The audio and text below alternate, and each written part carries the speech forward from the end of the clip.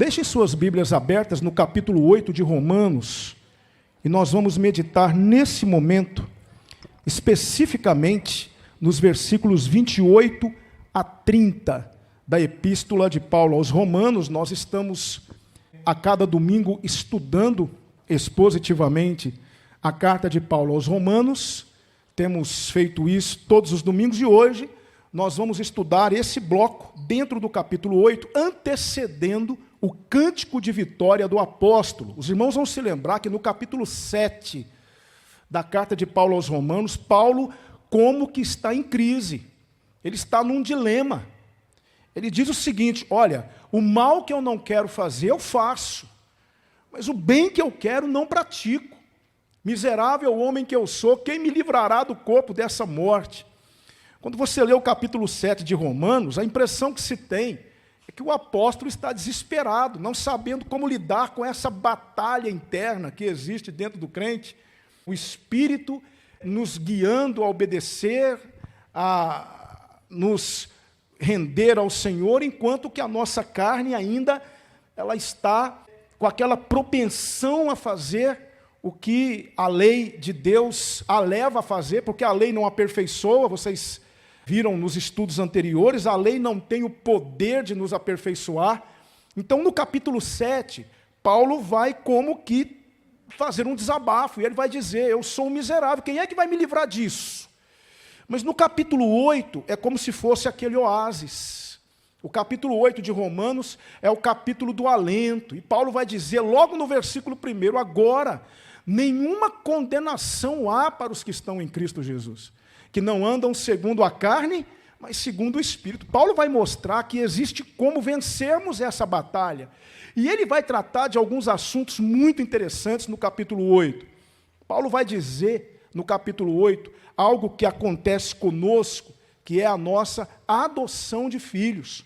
Nós fomos inseridos na família de Deus, nos tornamos herdeiros de Deus e co-herdeiros de Cristo. Lá no versículo 17, Paulo vai dizer isso, quando ele vai falar sobre a questão da adoção. Os irmãos se lembram que nós estudamos aqui, no capítulo 8, sobre como era o processo de adoção dos romanos. Quando um filho era adotado por um romano, ele passava a ter todos os privilégios do filho legítimo. Fosse ele criança, fosse ele adulto, ele era tratado como um filho legítimo naquela família. E ele herdava tudo, ele era um herdeiro legítimo. Ele tinha os mesmos privilégios que um filho legítimo tinha. E é isso que Paulo quer nos dizer no capítulo 8, quando ele vai falar que nós fomos adotados, pelo Espírito nós fomos adotados, através da fé em Jesus Cristo, e agora nós somos participantes. No versículo 17 do capítulo 8, ele vai dizer: e se somos filhos, somos também herdeiros, herdeiros de Deus e co-herdeiros de Cristo, e se com ele sofremos, para que também com ele sejamos glorificados. A partir do versículo 18, Paulo ele vai falar sobre algo que é presente no mundo por conta da queda, por conta do pecado cometido de Adão e, consequentemente, também por conta do nosso pecado. Paulo vai falar do sofrimento pelo qual passa a humanidade e também a criação. Paulo vai dizer que a criação aguarda com expectação a manifestação da glória dos filhos de Deus. Paulo vai dizer que a natureza geme e está com dores de parto até agora. O homem também está nesse processo, o homem está sofrendo, o homem está padecendo, toda a criação de Deus sofre por conta do pecado. É o que Paulo vai dizer a partir do versículo 18 do capítulo 8 até o versículo 27. Nós precisamos ter esse bloco como pano de fundo para entender o que Paulo vai dizer no versículo 28. Não há como entendermos o versículo 28, 29 e 30 sem compreendermos os versículos 18 a 27, quando Paulo fala desse sofrimento pelo qual o homem passa. Esse sofrimento que está presente, embora Paulo tenha dito que o sofrimento dessa era não há de se comparar com a glória que em nós há de ser revelada, Paulo está dizendo que o homem está sofrendo e a natureza também está sofrendo. A diferença é que o homem sofre por conta do seu próprio pecado, do seu próprio erro. A natureza não. A natureza ficou sujeita por conta do pecado do homem. Ela foi entregue à vaidade. A natureza não pecou, a criação não humana de Deus, ela não desobedeceu a Deus, mas ela ficou entregue à vaidade por conta daquele que a sujeitou. Então, irmãos, Paulo vai dizer dos versículos 18 a 27 que há uma esperança, existe uma glória. Um dia nós seremos glorificados e a natureza também passará por essa transformação. Aqui no versículo 28, preste atenção, depois de fazer aquela apresentação dos versículos 18 a 27, falando sobre o sofrimento humano, falando sobre essa derrocada da humanidade, Paulo vai dizer o seguinte, aqui no versículo de número 28, veja só, versículo 28 diz assim: e sabemos que todas as coisas contribuem juntamente para o bem daqueles que amam a Deus, daqueles que são chamados segundo o seu propósito. Meus queridos irmãos, não é segredo para ninguém que Paulo era um homem extremamente preparado, um homem que tinha um conhecimento muito grande, um poliglota, um homem muito estudado, estudou aos pés de um dos maiores rabinos da época, que era Gamaliel, e Paulo tinha conhecimento da filosofia grega.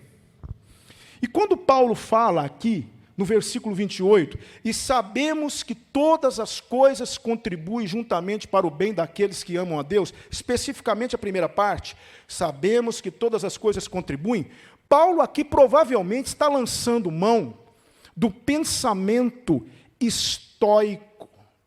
Quem eram os estoicos? Os estoicos eram uma escola filosófica que pregava o seguinte: tudo que acontece de mal, tudo que acontece de ruim, tudo tem um propósito maior. Era assim que os estoicos pensavam. Por isso os estoicos incentivavam o quê? A temperança, a paciência. Os estoicos diziam que nós temos que aceitar o sofrimento pacientemente, porque esse sofrimento faz parte de um plano maior. Então, provavelmente, Paulo aqui está lançando mão desse pensamento estoico para apresentar a sua proposição aos romanos. Um grande filósofo grego chamado Epíteto, veja só como Epíteto pensava, ele era estoico, veja só como era o pensamento de um estoico. Veja só, essa frase aqui é uma frase de Epíteto, que é um filósofo estoico. Veja só o que Epíteto disse: tenhamos ânimo para olhar a Deus e dizer, de agora em diante me trate como quiser. Eu sou como um contigo, sou teu, não fugirei de nada que tu penses que é bom. Guia-me aonde tu quiseres, coloque-me a roupagem que tu quiseres. Quer me dar uma posição ou me rechaçar, que permaneça ou que fuja, que seja rico ou pobre? Por isso eu te defenderei diante dos homens. Esse era o pensamento estoico. Por isso, quando você vê Paulo dizer assim, e sabemos que todas as coisas contribuem juntamente para o bem, provavelmente Paulo, sabendo que ele está escrevendo para um povo entendido, ele está escrevendo para uma igreja inserida numa cidade de um grande e poderoso império. Ele sabia que os romanos conheciam o pensamento estoico, e devemos nos lembrar que ele falou de sofrimento no bloco anterior. Ele falou sobre os sofrimentos da era presente. Paulo quer construir toda a sua argumentação, e para isso ele lança a mão, provavelmente, desse pensamento estoico. Só que tem uma coisa que diferencia o pensamento de Paulo dos demais estoicos. Ele vai dizer, contribuem para o bem de quem? Daqueles que amam a Deus. Paulo está falando para quem aqui? Para crentes. Todas as coisas contribuem juntamente para o bem. Lembre-se, Paulo tinha falado do que, irmãos? Sofrimento, dificuldade nessa era presente. Mas Paulo quer mostrar para os romanos que esse sofrimento, essa dificuldade, muitas vezes, inclusive, como consequência dos nossos próprios erros. Paulo está dizendo que todas as coisas, todas, contribuem juntamente para o bem daqueles que amam a Deus e que são chamados segundo o seu propósito. É interessante que, pelo versículo 29, nós entendemos que Deus tem um propósito quando nós passamos por algum tipo de sofrimento. Irmãos, eu fico pensando, sinceramente, me permita falar isso novamente. Eu não me contenho, irmãos, mas eu tenho que falar. Eu não sei como um propagador da teologia da prosperidade consegue lidar com esse texto. Não consigo. Porque o que é que os teólogos da prosperidade vão dizer para você? Que o seu sofrimento ou é demônio ou é falta de fé. Você não tem fé, você precisa ter mais fé, você não pode aceitar o sofrimento, isso é prova de que você está desobedecendo a Deus, de que o diabo se apoderou de você. Benihim, um dos grandes expoentes da teologia da prosperidade no mundo, e eu sei que tem muita gente que é fã de Benihim, e que gosta daquele livro dele, Bom Dia, Espírito Santo. Benihim disse uma coisa, sabe o que Benihim disse? Ele disse o seguinte: se o seu corpo pertence a Deus, ele não pode pertencer às doenças. Se o seu corpo pertence a Deus, ele não pode pertencer às doenças. É assim que um teólogo da prosperidade pensa. Aí eu vejo Paulo, no versículo 28, dizendo o seguinte: todas as coisas, inclusive o sofrimento, as intempéries da vida, as dificuldades da vida, todas as coisas cooperam para o bem, não é para o mal, para o bem daqueles que amam a Deus e que são chamados segundo o seu propósito. Lembre-se, Deus tem um propósito nisso. Por isso, querido irmão, quando você tomar conhecimento de um crente em Cristo que está passando por um período de sofrimento, como a irmã Joaquina está, e eu peço que orem por ela. A irmã Joaquina, todos os dias as notícias que chegam são desanimadoras. Ontem mesmo estávamos conversando, eu, irmã Priscila, irmão Claudinei, falando da irmã Joaquina, lá da igreja Monte Sião. E eu falei para vocês na quarta-feira e repito, eu estive no hospital visitando a irmã Joaquina, sofrendo, com uma máscara de oxigênio, chorando. E ela dizia para mim: pastor, não estou aguentando mais, mas eu quero que o senhor saiba que hoje à tarde eu louvei o Senhor a tarde inteira. O que é isso, irmãos? Alguém que está cumprindo o propósito de Deus, porque eu confesso para vocês uma coisa, o pastor Tarcísio está aqui, nós dois temos essa experiência, e outros pastores. Às vezes nós vamos nos hospitais, não é, pastor? Vamos visitar um irmão em Cristo amado para confortá-lo, para confortar a família, mas nós é que somos confortados e nós é que temos a nossa fé fortalecida.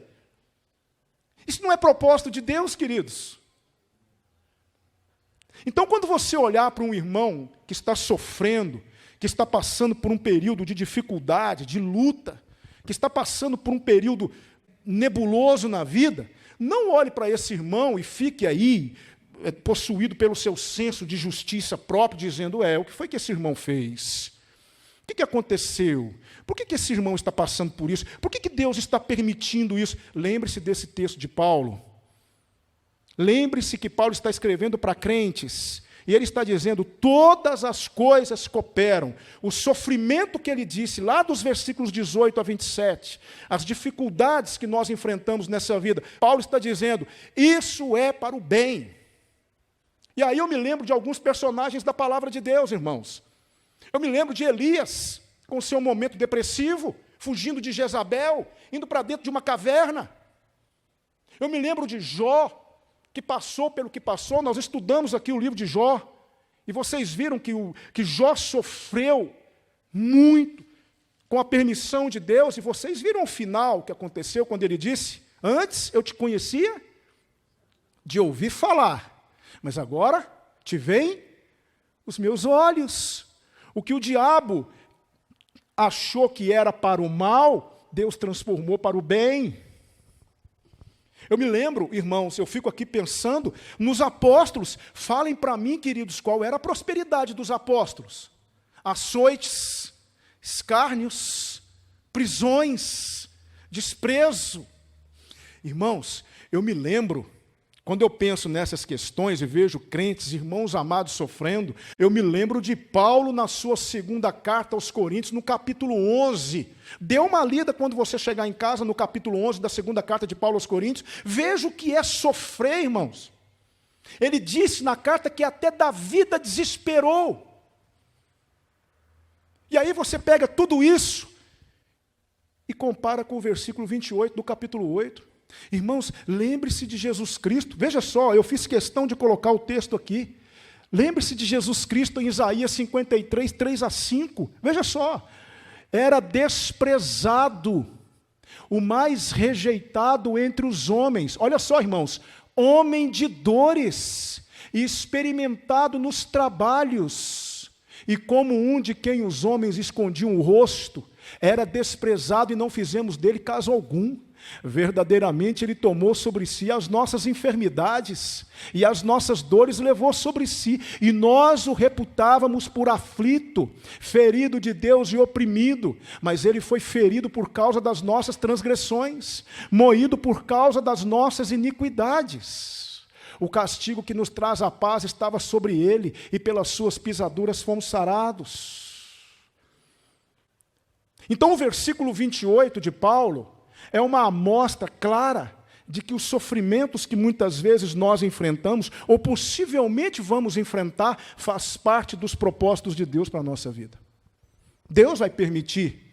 Não há um texto na palavra de Deus que diga que servir a Cristo é uma vida de tranquilidade, de alegria, e que você não terá problemas, e que você não terá nenhum tipo de luta ou fracassos. Porque tudo isso, lembrem-se, todas as coisas cooperam para o bem daqueles que amam a Deus. Nossos fracassos, nossas decepções, nossas desilusões, nossos medos, nossas dificuldades, aquelas notícias que chegam, aquele diagnóstico que você recebe, aquele problema que bate à porta. Se você é um crente em Jesus Cristo, se você realmente é salvo por Jesus, isso contribuirá para o seu bem. É o que a palavra de Deus está nos dizendo.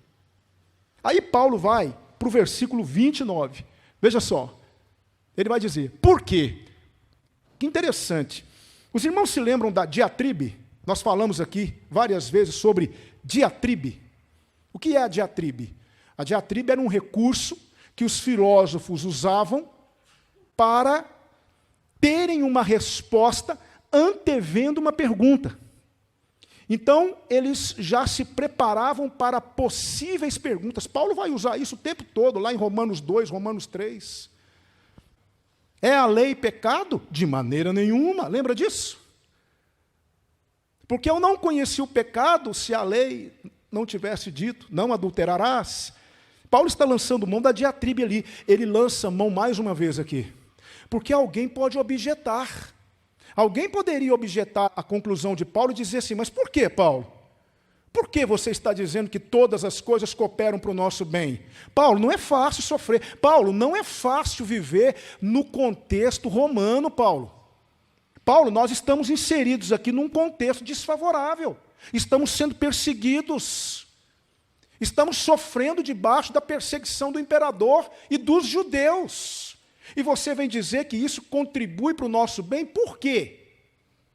Então, Paulo, antevendo essa possível pergunta, ele vai responder, porque os que dantes conheceu, também os predestinou, para que, irmãos, não menospreze o que está em seguida, para serem conformes à imagem de seu filho, a fim de que ele seja o primogênito entre muitos irmãos. Essa palavra predestinação, ela é meio mal entendida por algumas pessoas, e muitos têm criado muita polêmica acerca desse assunto da predestinação, principalmente aqueles que são adeptos das proposições de Calvino, e conseguem entender ali aqueles 5 pontos que Calvino apresentou, que é chamado de tulip, que são as iniciais de cada uma das proposições em inglês.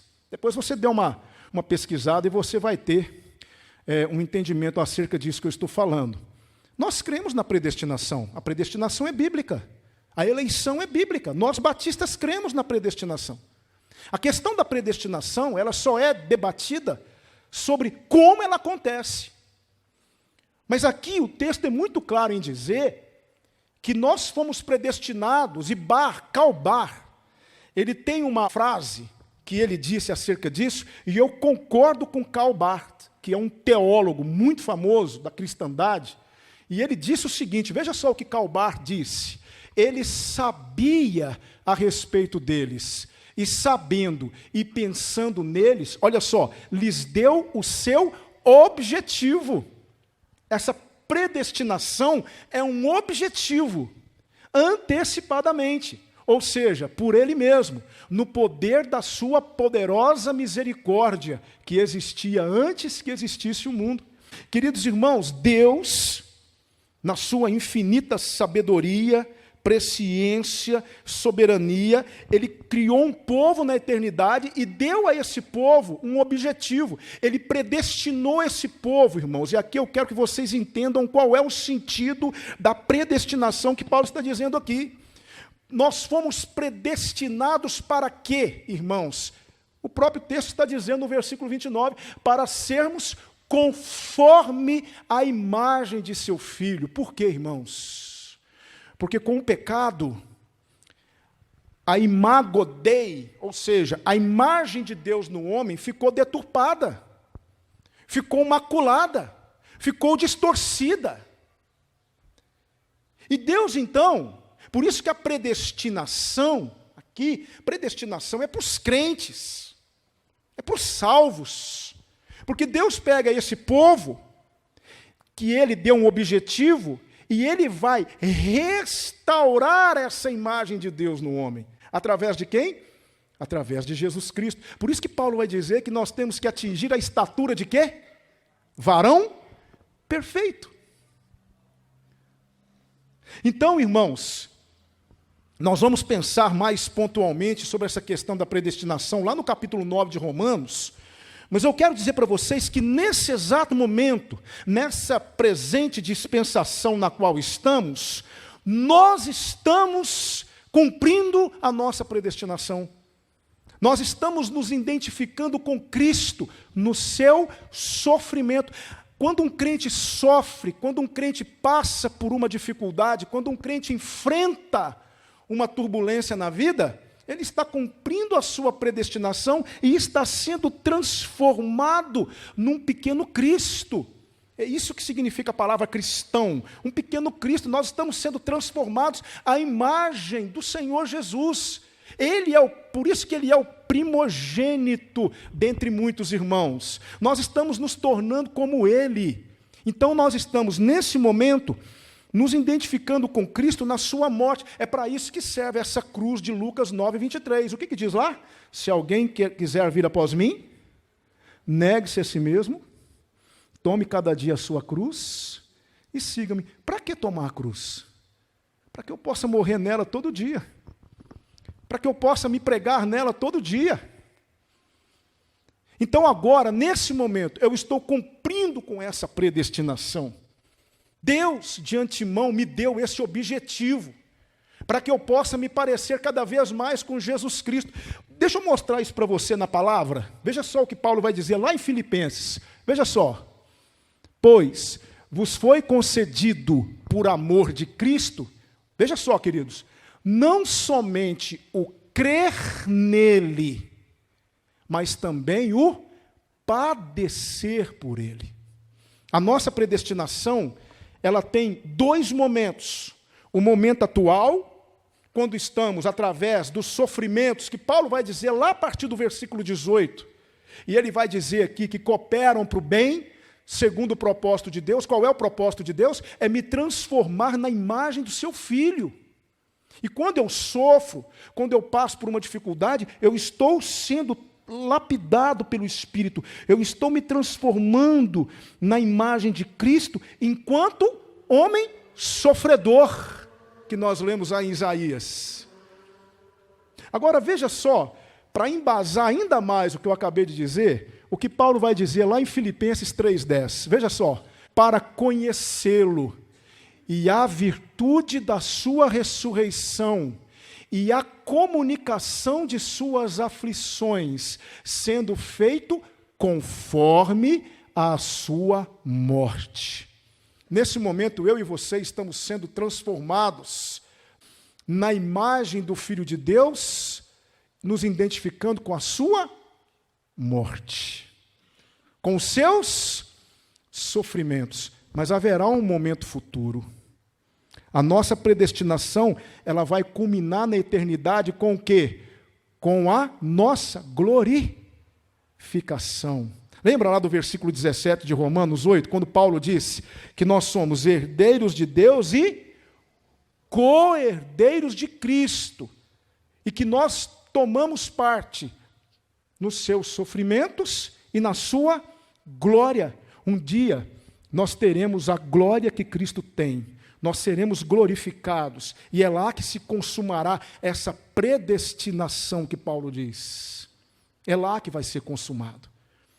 Por isso eu quero dizer para vocês, irmãos, que nós temos que olhar para a nossa atual situação agora e entender que nós estamos sendo transformados, nós estamos sendo santificados, nós estamos sendo modificados a cada dia, estamos passando por uma metamorfose. Tudo que acontece, você fica muitas vezes preocupado e você levanta questionamentos, mas Deus está permitindo porque Ele tem um propósito, e através disso que você está passando, essas dificuldades que você está enfrentando, Deus está transformando você na imagem do Filho dele. Isso acontece somente com quem? Com crentes.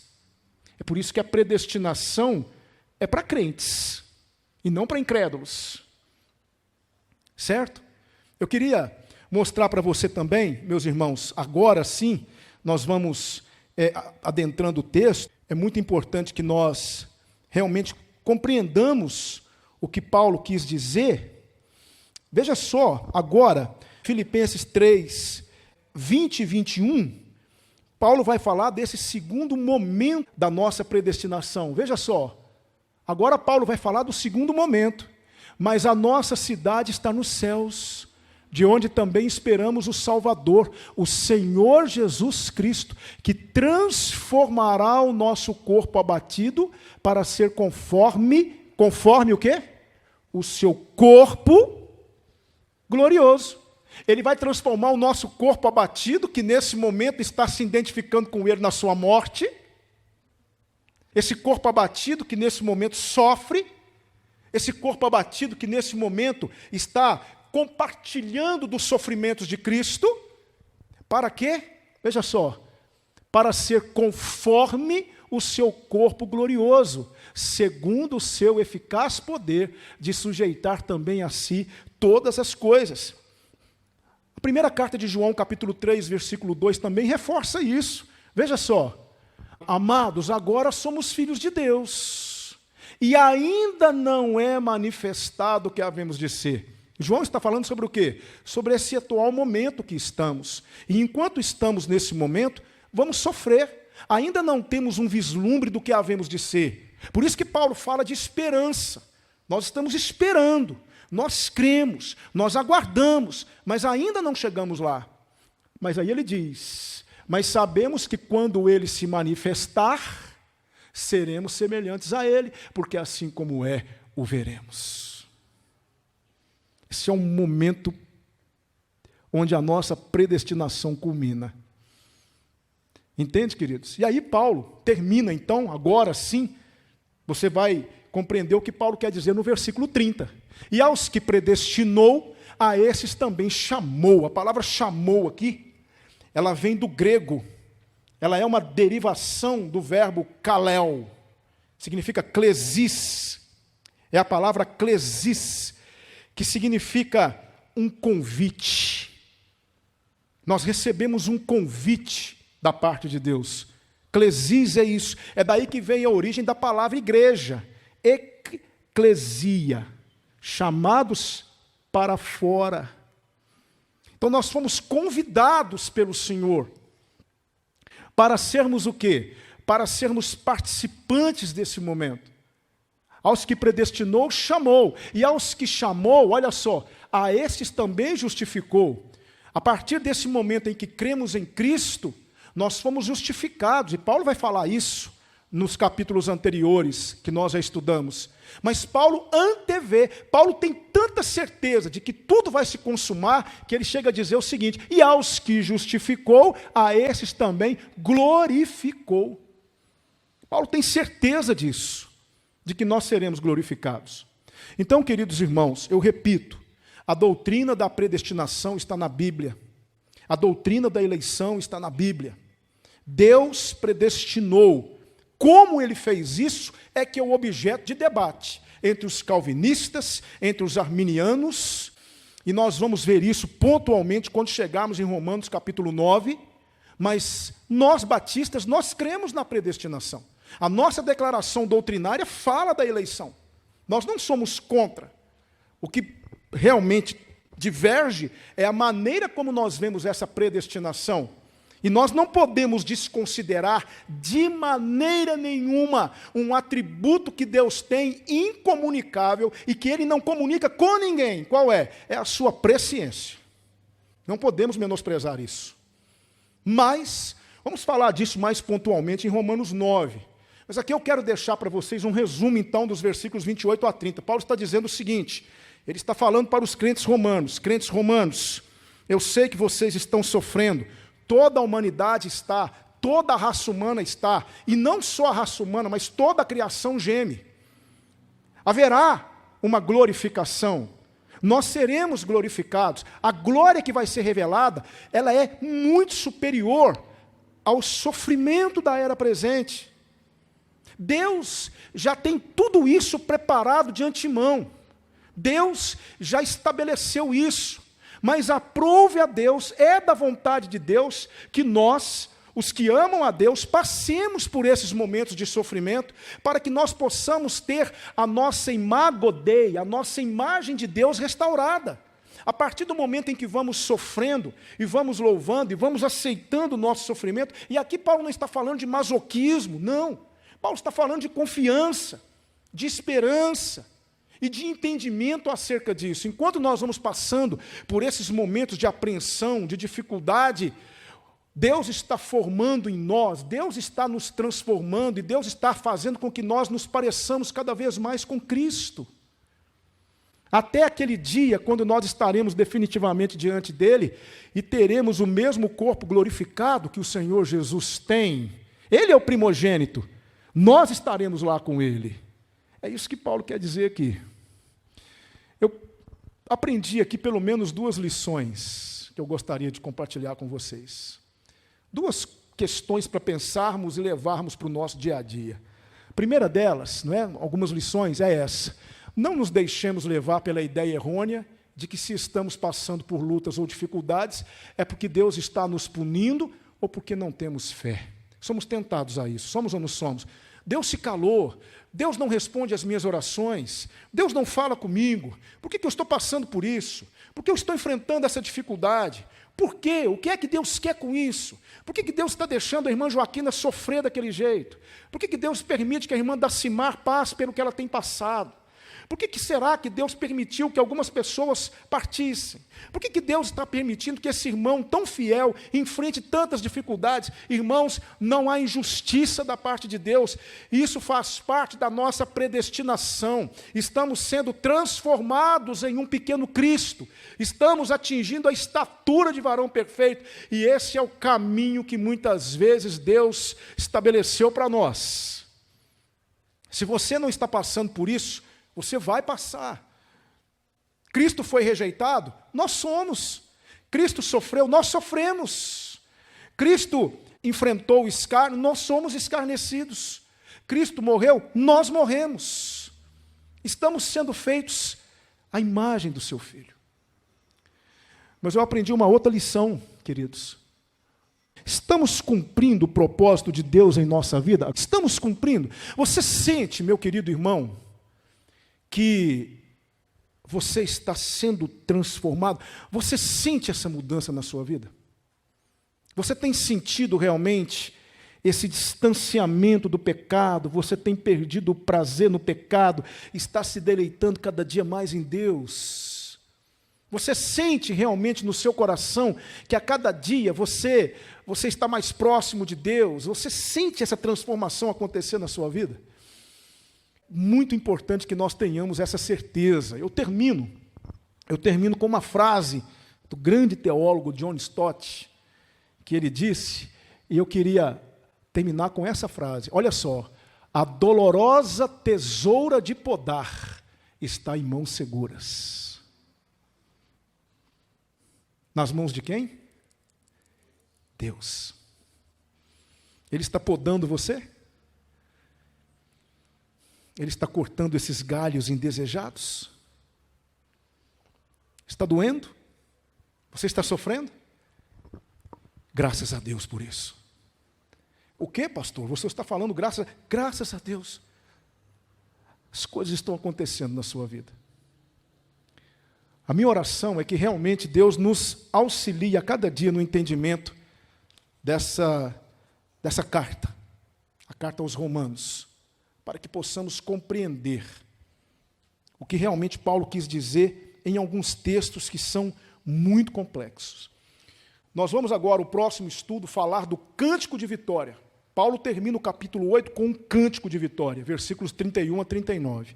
E depois nós vamos adentrar o capítulo 9. Aí nós vamos pincelar mesmo essa questão da predestinação, como é que ela acontece. Vamos orar nesse momento?